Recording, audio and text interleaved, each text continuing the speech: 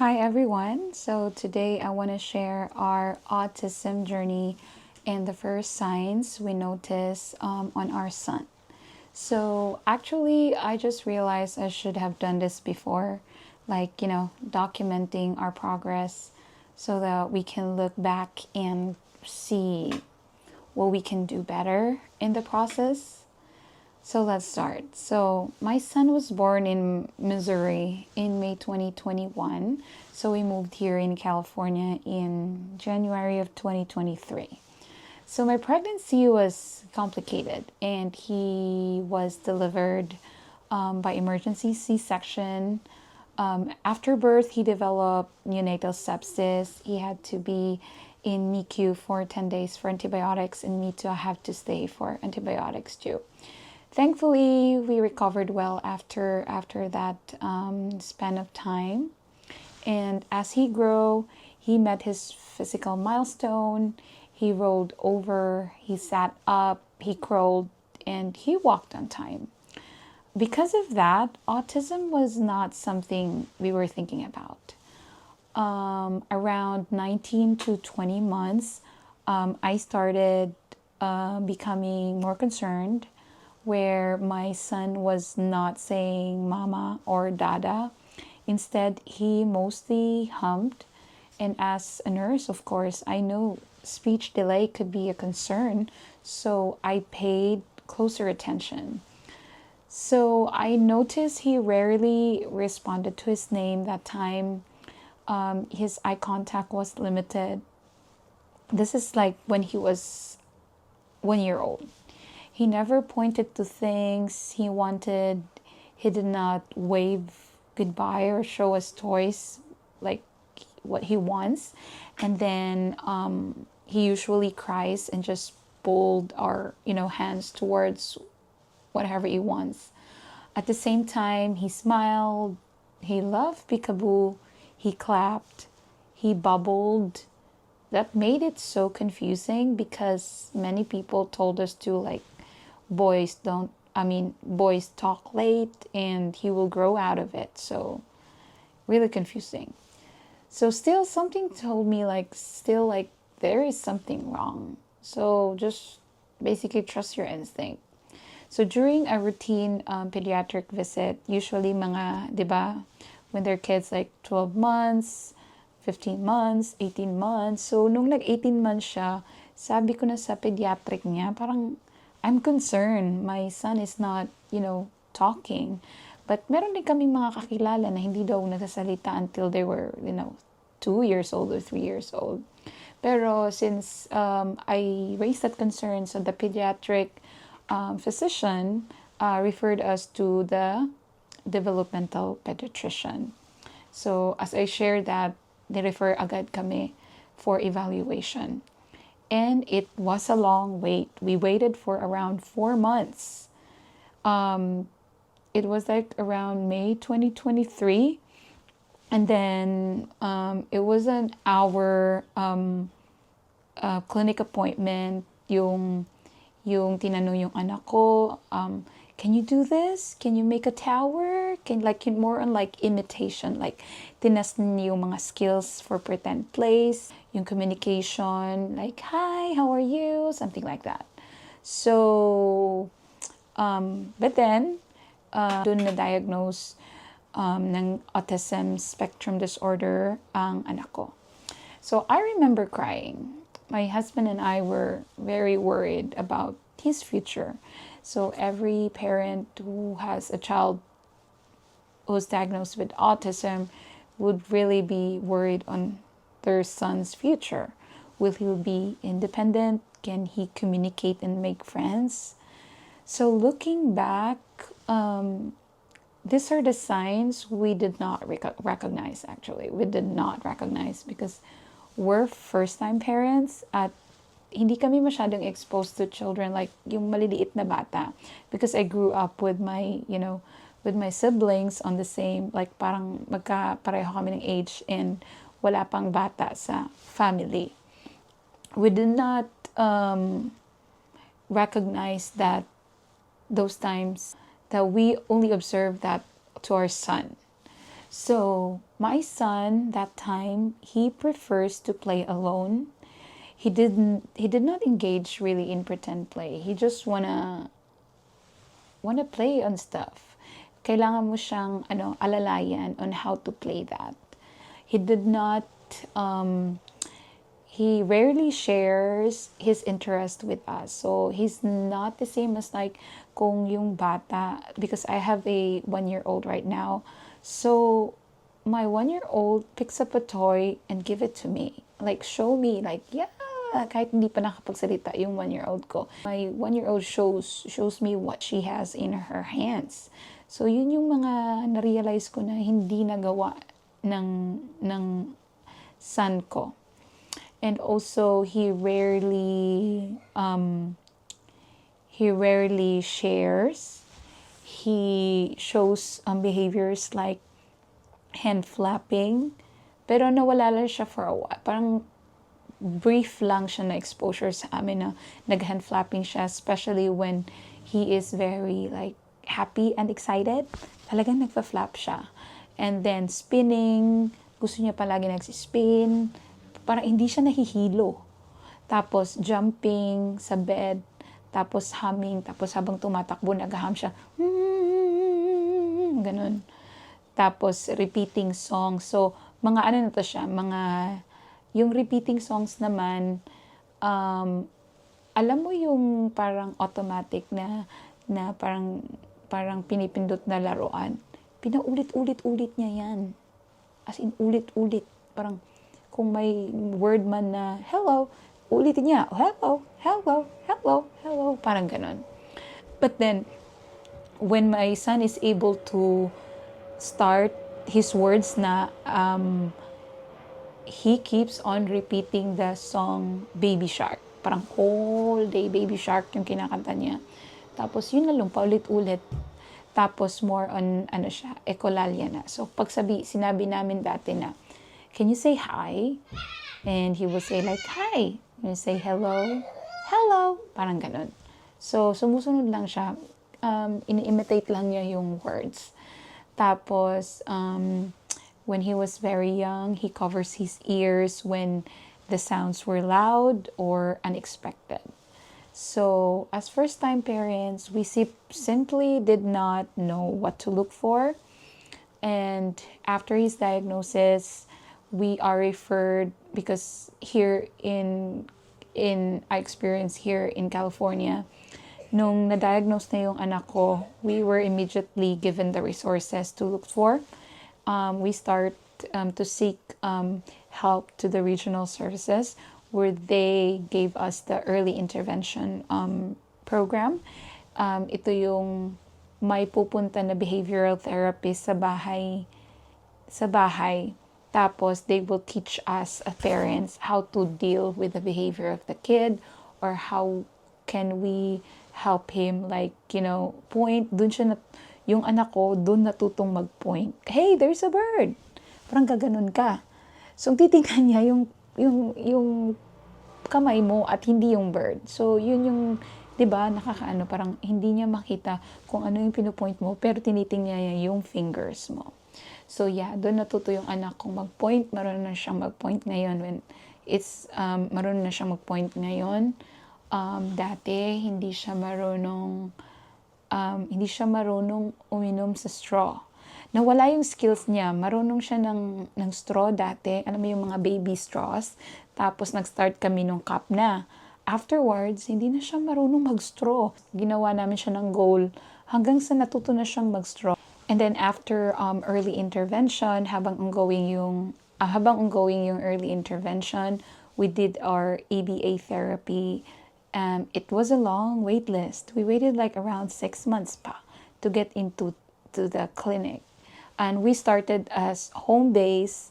It means like yung behavioral therapist pupunta sa bahay namin, and then they gonna play with him. It's play-based. Ibig sabihin, it's like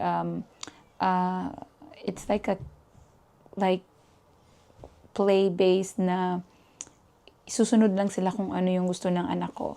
It's more like kung ano yung gusto niyang gawin, doon sila mag-i-intervene and, help him learn skills. Also, we started speech therapy. It was a waiting list too, like around 3 months. And also occupational therapy. Mabilis ang occupational therapy namin. But ang sessions nila, ang early interventions dati, 1 or 2 a week. And it's like an hour each. Tapos the ABA therapy is every day siya. From like they will, the insurance will approve how many hours is allowed. I think that time is like 4 hours a day for 5 days. Tapos, and it's an in-house. So, nasa bahay lang para ma-supervise namin. And then, there is like parent teaching too para may continuity sa intervention at sa pagtuturo ng skills. Sa speech therapy naman, we are approved for 30 minutes, twice a week, 30 minutes each. And it's clinic-based kasi wala silang home-based dito. So, kailangan pa namin mag-drive after ABA therapy. We're very, very full-packed. Ang occupational therapy naman, it is once lang sa amin, once every 2 weeks. And that includes parent teaching too. Tapos, tuturuan, like, for example, yung anak ko is, has a goal right now is like how to color. Kasi ayaw niya talagang mag-color. Yung color niya is dot lang. Pero magaling siyang mag-draw. Weird nga. Ayaw niya mag-color, pero gusto niya mag-draw. Yeah, that's what we are working on, and also some activities of daily living. Yung early intervention is under the regional services, and it's for free. We don't pay for it. ABA, speech and occupational therapy are under my insurance, so I just pay co-pays and deductibles until, and the rest are covered by the insurance. So the progress was gradual. Hindi siya mabilis sa progress, one step at a time. But this day, when this time he is already 5 years old, so we really saw the great, difference. But still, we are still not on the developmental, age of 5 years old, that they are like semi independent.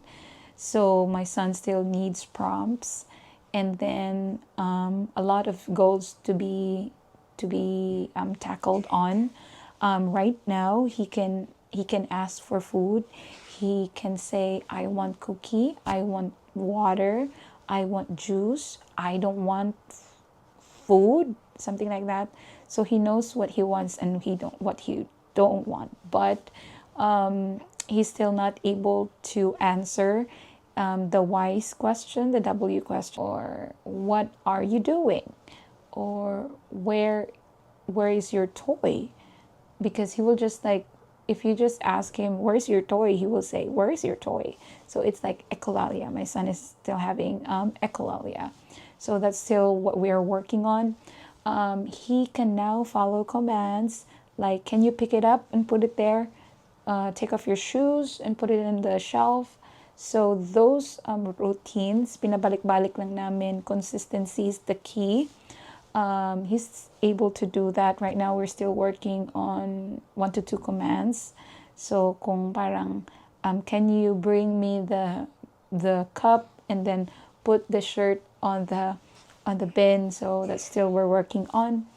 He's now good in labeling objects. He knows, basics, table, chairs. He knows what it is. Everything in the house. And if he doesn't know it, and we know that he needs to know it, so we're going to introduce it like, hey, this is a knife, this is a scissors, something like that. But he's very good in labeling, labeling animals. He knows his ABCs. He can count 1 to 100. And he can also do addition, and like the basic ones, like 1 to 10. We did was more on like visual kasi siya. So if like 2, you make 2 dots, and 2 dots. So 2 plus 2, you count the dots, and that's the answer. And he can write 1 to I observe right now he can write 1 to 30. He can write 1 to 30. I can say generally my son can communicate much better than before, though we're still working on some stuff really. Like, he can't still, you know, he hindi pa niya mabasa yung mga social cues. So that's what we're working on. He's still learning, but we still celebrate every small victory. Even like a simple hi, ngayon nahihirapan pa siya. Like, the voluntary of saying like, hi mommy, hi daddy. But there are some like really probably 10% of the time, parang out of the blue, gaganon lang siya. Hi mommy. Yung parang, di ba, nakakalubag loob. But then, we're still working, pushing on those skills and goals every day. So if I could give one message to parents, it would be this. Trust in your instincts. If you have concern, seek an evaluation and access all the possible, resources you have. I know it's very difficult in the Philippines compared here in the US. Kasi and here specifically in California, very strong ang support nila sa autism, and they have like resources, and some of those are free. And especially if you have an employer-based insurance too, it is covered, some of it. Konti lang yung babayaran mo. But in the Philippines, I know it will be out of the pocket, and also a long waiting list. I advise really to seek resources in YouTube, seek resources in social media. We have a lot of page groups right now. You can ask parents with kids who has autism. They really want to share their experiences too. Go to the library or go online to check for books. And also, one of the movies that I really want you to watch is the Temple Grandin. YouTube, but you need to buy to rent the movie. But we just watched it recently with my husband, and it really like opened us on other, like, wow, this is how autistic brain works. So there are strategies that can work on your child, and there are some strategies that can't. So our parents' role is to look out and work on our kids' strength. So ibig sabihin for my child, if my child is, his strength right now is drawing sea animals, and then he likes sea animals, everything sea animals. So we're able to like inculcate, like dalhin mo yung gusto mong skills na gusto mong matutunan niya around his interest and strength. Like for example, I want him to be knowledgeable on math, addition. So I'm gonna use sea animals images, like can you count how many red fish are there? How many crabs are there? Is the crab big or small? Like the opposite, the logics, the patterns. So they will learn it around their strength.